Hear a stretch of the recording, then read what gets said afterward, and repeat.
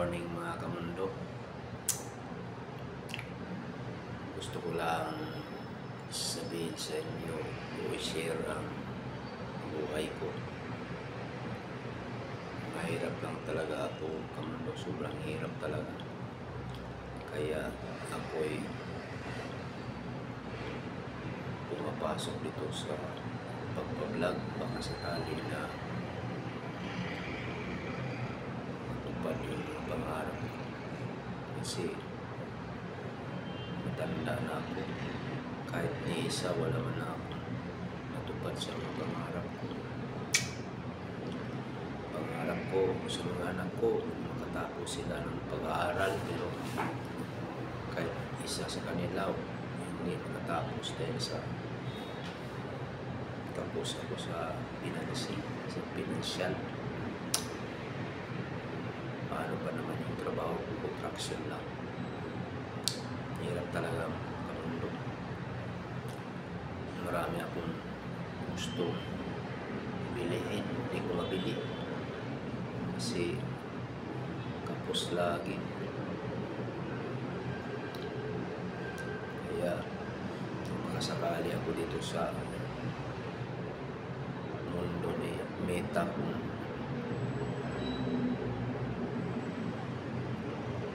baka mapansin ako. Hirap talaga kamundo.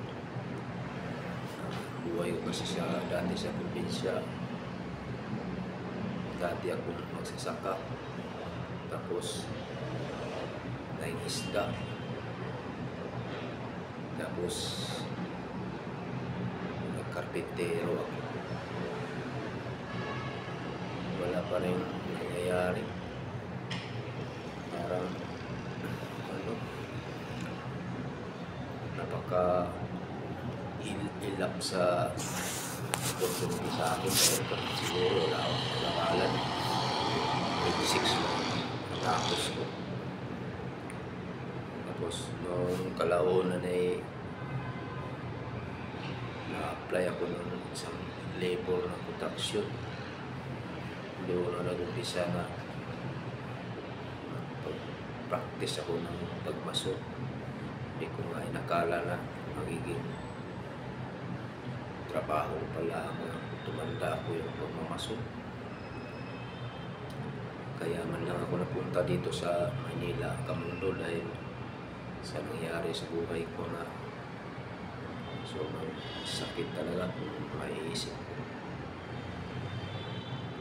Dahil sa inaasahan, dahil din sa kahirapan mga kamundo. Kaya talaga kamundo, baka sakali lang talaga ako dito sa mundo ni Meta kamundo. At hanggang dito lang muna itong kwento ko kamundo. Abangan nyo na lang sa susunod. Marami pa akong ikikwento kasi kaso lang medyo mahaba na yung video ko. At magandang umaga sa inyong lahat mga kamundo. Sana mabuti kayong kalagayan ngayon sa kanya-kanya yung mga tahanan, kung sino man kapanood nito. God bless sa inyo lahat kamundo.